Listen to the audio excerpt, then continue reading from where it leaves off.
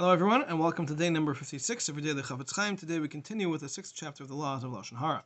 The Chafetz Chaim writes in Halacha number 9, the same way it is forbidden to believe a report that someone did something wrong, so too all of the other areas that are included in Lashon Hara are also included in the area of accepting Lashon Hara. For example, we spoke about talking about someone's past in a negative way, or talking about someone's family in a negative way, or talking about a lack of a certain positive trait.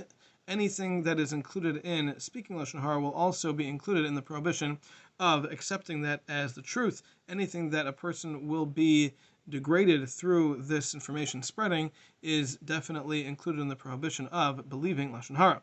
And the rule of thumb, says the Chafetz Chaim, is that anything which is not allowed to be said as Lashon Hara is also not allowed to be accepted as Lashon Hara.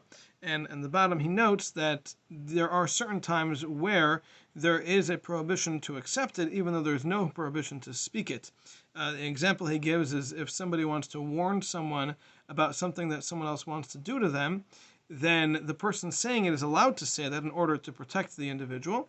However, the person who hears it is not allowed to believe it. They can protect themselves and investigate the matter, but they're not allowed to believe it. So even though everything that is definitely Lashon Hara to be said is definitely Lashon Hara to be accepted, but there are certain times where it is not allowed to be accepted, even though it is allowed to be said.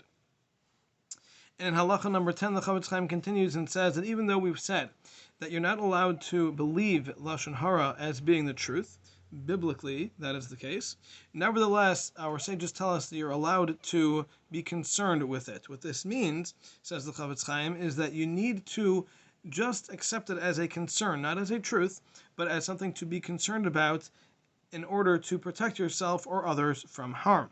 And you should not believe this, as this is something that's definitely going to happen, and we don't even change the status of the person that we're speaking about. Meaning to say that every Jew has a status quo of being kosher, a chetzkas kashrus, and that means that we don't assume that they're going to do anything wrong. And the Chafetz Chaim notes this is even true of somebody who does do things wrong, and everybody knows they do things wrong. Nevertheless, as long as they're not completely out of the picture and they do still believe in the Torah and they're not out of the category of Amisecha, the people who are among your nation, then they still retain their chetzkas kashrus, their status quo of being appropriate and proper, and therefore we are not allowed to change that on the account of what was said about them. And therefore anything that the Torah tells us we need to do towards other Jews applies to this person as well, even after the report is given that he has done something wrong or is planning to do something wrong, etc. However, you are allowed, even so, to be concerned that it might come to fruition, and therefore you would be allowed to protect yourself or others from potential harm.